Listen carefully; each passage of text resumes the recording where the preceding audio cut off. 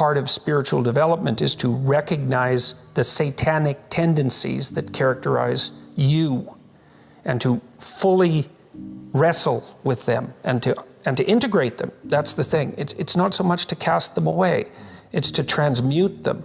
You know, and you can see the difference between people who've done that and people who haven't, at least to some degree, because people who haven't integrated the shadow at all are naive. And you can tell that when you look at them, and you can tell that when you talk to them. And because they're naive, they're often resentful as well because they get taken advantage of. And someone who's integrated that more, they're dangerous in the martial arts sort of way, which is they're dangerous, but they don't have to use it because their presence radiates implicit potential for havoc, and that's really necessary. It's one of the things that gives people self-respect. If you're harmless, you're not virtuous. You're just harmless. You're like a rabbit. A rabbit isn't virtuous. It just can't do anything except get eaten. It's not virtuous. If you're a monster and you don't act monstrously, then you're virtuous. But you also have to be a monster. Well, you see this all the time. Harry Potter's like that too. It's like he's flawed, he's hurt, he's got evil in him. He can talk to snakes, man. He breaks rules all the time. All the time. He's not obedient at all. But, you know, he has a good reason for breaking the rules. And if he couldn't break the rules, him and his little clique of rule-breaking, you know, troublemakers, if they didn't break the rules, they wouldn't attain the highest goal.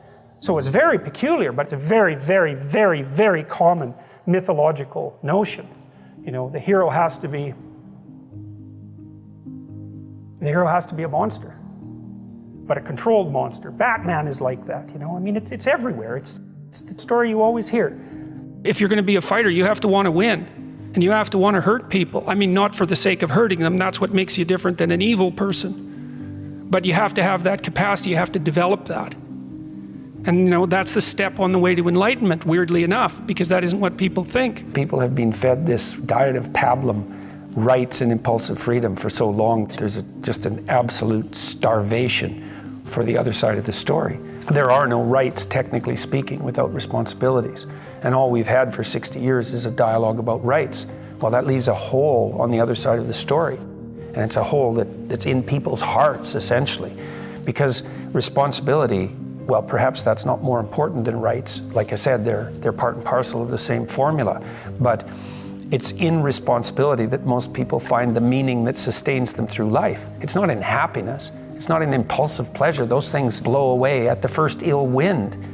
But to adopt the responsibility for your own well-being and to try to put your family together and to try to serve your community and to try to seek for eternal truths and to live them, that's the sort of thing that can ground you in your life enough so that you can withstand the difficulty of life.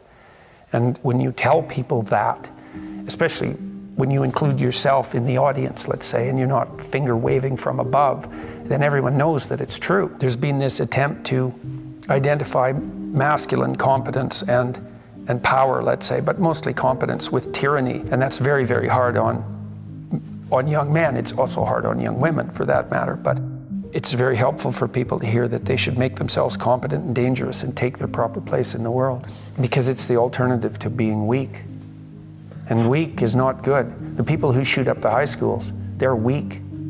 They're weak.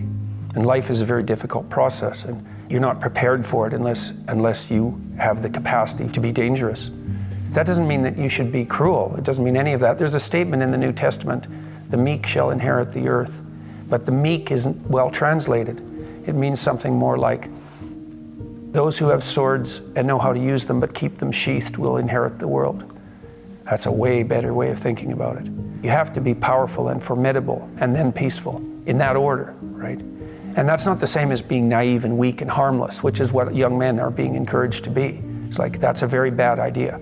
It's a very bad idea, because naive, weak, and harmless means that you can't withstand the tragedies of life. You can't bear any responsibility. You'll end up bitter. And when you get bitter, then you get dangerous. You don't treat adult men as if they're infants. But the young men really need to hear this more, I think, is that you should be a monster. You know, because everyone says, well, you should be harmless. virtuous. You shouldn't do anyone any harm. You should sheath your competitive instinct. You shouldn't try to win. You know, you don't want to be too aggressive. You don't want to be too assertive. You want to take a back seat and all of that. It's like, no.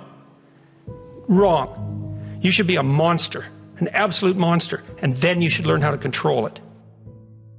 Someone who is incapable of cruelty is a higher moral being than someone who is capable of cruelty. And I would say, and this follows Jung as well, that that's incorrect, and it's dangerously incorrect, because if you are not capable of cruelty, you are absolutely a victim to anyone who is. And so part of the reason that people go watch anti-heroes and villains is because there's a part of them crying out for the incorporation of the monster within them, which is what gives them strength of character and self-respect, because it's impossible to respect yourself until you grow teeth. And if you grow teeth, then you realize that you're somewhat dangerous, or maybe somewhat seriously dangerous, and then you might be more willing to demand that you treat yourself with respect and other people do the same thing. And so that doesn't mean that being cruel is better than not being cruel. What it means is that being able to be cruel and then not being cruel is better than not being able to be cruel. Because in the first case, you're nothing but weak and naive. And in the second case, you're dangerous, but you have it under control. And you know, a lot of martial arts concentrate on exactly that as part of their philosophy of training. It's like, we're not training you to fight. We're training you to be peaceful and awake and avoid fights. But if you happen to have to get in one, and I guess the philosophy also is that if you're competent at fighting, that actually decreases the probability that you're going to have to fight, because when someone pushes you, you'll be able to respond with confidence, and with any luck, and this is certainly the case with bullies, with any luck, a reasonable show of confidence, which is very much equivalent to a show of dominance, is going to be enough to make the bully back off. And so the strength that you develop in your monstrousness is actually the best guarantee of peace. And that's partly why Jung believed that it was necessary for people to integrate their shadow. And he said that was a terrible thing for people to attempt, because the human shadow, which is all those things about yourself that you don't want to realize, reaches all the way to hell. And what he meant by that was, it's through an analysis of your own shadow that you can come to understand why other people are capable, and you as well, of the sorts of terrible atrocities that characterized, let's say, the 20th century. And without that understanding, there's no possibility of bringing it under control. When you study Nazi Germany, for example, or you study the Soviet Union, particularly under Stalin, and you're asking yourself, well, what are these perpetrators like? Forget about the victims, let's talk about the perpetrators. The answer is, they're just like you. And if you don't know that, that just means that you don't know anything about people, including yourself. And then it also means that you have to discover why they're just like you. And believe me, that's no picnic. So that's enough to traumatize people, and that's partly why they don't do it. And it's also partly why the path to enlightenment and wisdom is seldom trod upon, because if it was all a matter of following your bliss and doing what made you happy, then everyone in the world would be a paragon of wisdom. But it's not that at all. It's a matter of facing the thing you least want to face. This is an interesting thing about the integration of the shadow, because recognizing yourself as the locus of evil, let's say, actually, in some sense, gives you far more respect for yourself, strangely enough, because the same respect that you might have for a wild animal or even a monster. So then maybe you learn to treat yourself differently. Like, I think this is particularly true with regards to the discipline of children. You know, if you know that you're a monster, and that will manifest itself in your life, consciously or unconsciously, and if it's unconsciously, it's not good, then you become better at disciplining children. And the reason for that is that you don't want to expose them to your dark side. And so if they behave and don't provoke you, which means they'll also behave for other people, then the monstrous part can stay in abeyance, and then that's great. But if you don't understand yourself as capable of wreaking havoc, and that can be the kind of havoc that unfolds over decades, right? Because if you're going to abuse a child, It's the primitive form of abuse is the physical abuse. The sophisticated form of abuse is the continual undermining of the child's courage across perhaps their entire life.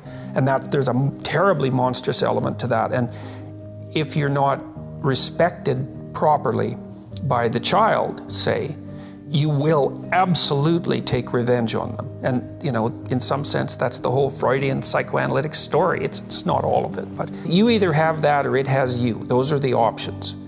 And you don't become safe by being castrated.